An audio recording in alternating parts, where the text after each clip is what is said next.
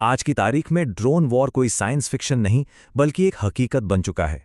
आइए जरा गहराई से देखें कि ये कैसे दुनिया भर की मिलिट्री स्ट्रैटेजी को जड़ से बदल रहा है।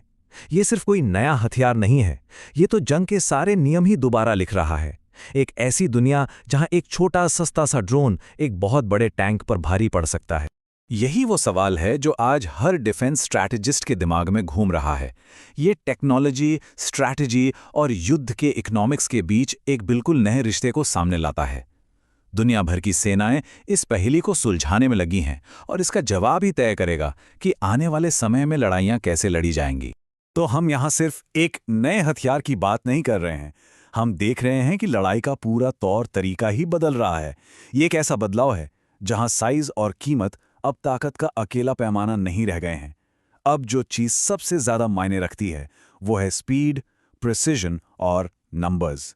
तो चलिए इस नए दौर में थोड़ा और गहरा उतरते हैं। हमारा पहला सेक्शन इस बात पर है कि ये छोटे छोटे मानव रहित एयरक्राफ्ट आज के मॉडर्न बैटलफील्ड पर किस तरह की खलबली मचा रहे हैं। ये देखिए फर्स्ट पर्सन व्यू या एफपीवी ड्रोन्स का कमाल। ये सस्ते ड्रोन्स जिन्हें कोई भी बिल्कुल गेमिंग की तरह कंट्रोल कर सकता है, एक बहुत बड़ी ताकत बनकर उभरे हैं। ये टैंक और आर्टिलरी जैसे बेहद महंगे इक्विपमेंट को भी पॉइंट पिन एक्यूरेसी से निशाना बना सकते हैं। इसने तो पारंपरिक बख्तरबंद युद्ध की पूरी सोच को ही हिलाकर रख दिया है।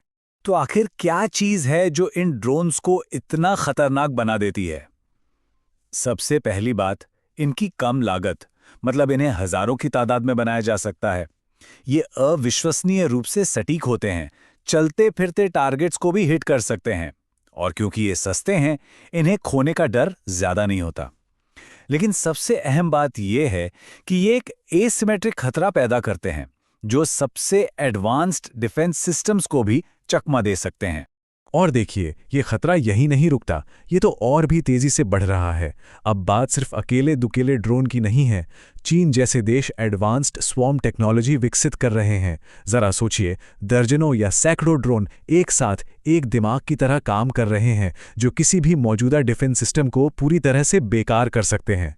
सुनने में ये साइंस फिक्शन जैसा लगता है, लेकिन ये हकीकत बनता जा रहा है। अब इस नए और लगातार बढ़ते खतरे के खिलाफ दुनिया भर में एक दौड़ शुरू हो चुकी है। दुनिया भर के इंजीनियर्स और स्ट्रैटेजिस्ट्स इस ड्रोन स्वॉर्म का मुकाबला करने के लिए समाधान खोजने में लगे हैं। आइए देखते हैं कि इसका जवाब कैसे दिया जा रहा है। किसी ड्रोन से बचना एक बहुत ही कॉम्प्लेक्स मल्टी स्टेप प्रोसेस है, जिसे मिलिट्री की भाषा में किल चेन कहते हैं। इसमें ड्रोन को डिटेक्ट करने से लेकर उसे खत्म करने तक 6 स्टेप्स होते हैं। और सबसे बड़ी चुनौती, ये पूरा का पूरा सीक्वेंस, हर एक फैसला कभी कभी सिर्फ 30 सेकंड के अंदर पूरा करना होता है। ये तो सचमुच वक्त के खिलाफ एक रेस है। और सच तो ये है कि इस चुनौती का कोई एक आसान सा जवाब नहीं है। ऐसी कोई एक सिल्वर बुलेट टेक्नोलॉजी नहीं है जो सभी ड्रोन्स को रोक सके। एकमात्र कारगर तरीका है एक लेयर्ड डिफेंस सिस्टम बनाना, एक तरह का जाल जहां रडार, जैमर और मिसाइल जैसी अलग अलग टेक्नोलॉजीज मिलकर काम करती हैं। तो चलिए इसी डिफेंस सिस्टम की एक बहुत ही जरूरी लेयर पर नजर डालते हैं। ये एक ऐसी लड़ाई है जो एक अदृश्य मैदान पर लड़ी जाती है, इलेक्ट्रॉनिक वॉरफेयर का मैदान।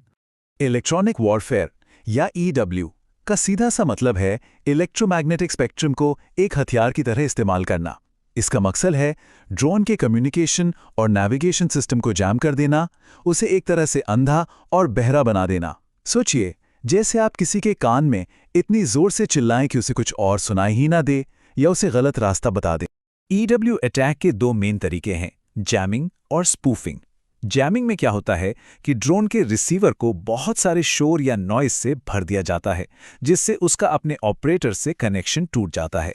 स्पूफिंग इससे भी ज्यादा चालाकी भरा है।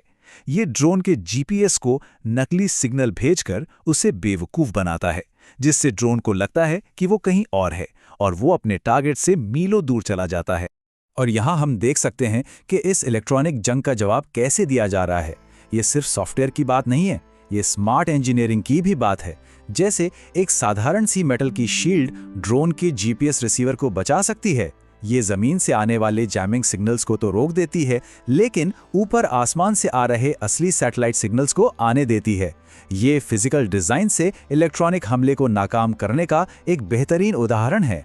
लेकिन देखिए, बात सिर्फ लड़ाई के मैदान की स्ट्रैटेजी तक सीमित नहीं है। ड्रोन्स के आने से ग्लोबल इंडस्ट्री और प्रोडक्शन को लेकर भी बहुत बड़े सवाल खड़े हो गए। अब जंग सिर्फ मैदान पर नहीं, फैक्ट्रियों में भी लड़ी जा रही है।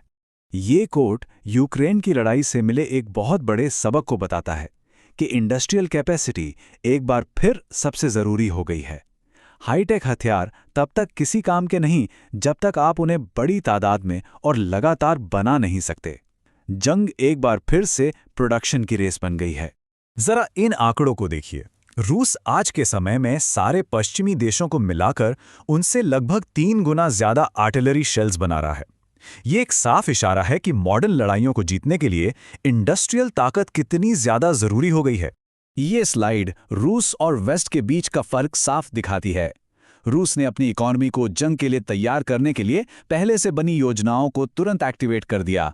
वहीं दूसरी तरफ पश्चिमी देशों के डिफेंस इंडस्ट्रीज को धीमी रफ्तार और रुकावटों का सामना करना पड़ा, जो एक लंबे संघर्ष के लिए तैयारी की कमी को दिखाता है। अब ये जो नई इंडस्ट्रियल हकीकत है, ये दुनिया के डिफेंस लैंडस्केप को पूरी तरह से बदल रही है। नए नए प्लेयर सामने आ रहे हैं जो अब सिर्फ हथियार खरीद नहीं रहे, बल्कि खुद बना भी रहे हैं। और इसका एक बहुत बड़ा उदाहरण है भारत।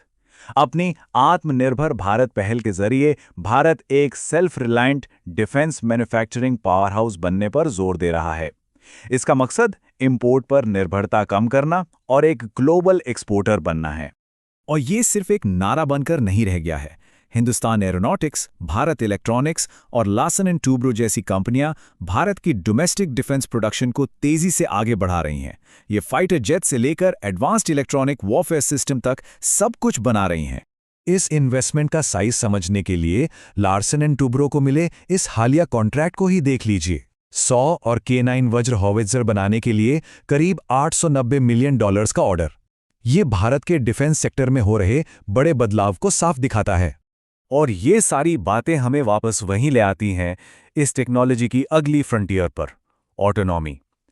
ड्रोन वॉरफेयर का भविष्य ऐसे झुंडों में है जो बिना किसी इंसानी मदद के एक साथ काम कर सकते हैं, खुद फैसले ले सकते हैं और हमला कर सकते हैं। ये जंग की पूरी तस्वीर को हमेशा के लिए बदल सकता है। और यहीं आकर हम इस सबसे बड़े और शायद सबसे मुश्किल सवाल पर रुकते हैं। जब एक मशीन जिंदगी और मौत का फैसला करने लगे तो आखिरी चुनाव कौन करता है? कोई इंसान या कोई चीज? ये सिर्फ एक टेक्नोलॉजिकल सवाल नहीं है, बल्कि एक बहुत गहरा नैतिक सवाल है जिसका सामना हम सबको करना होगा।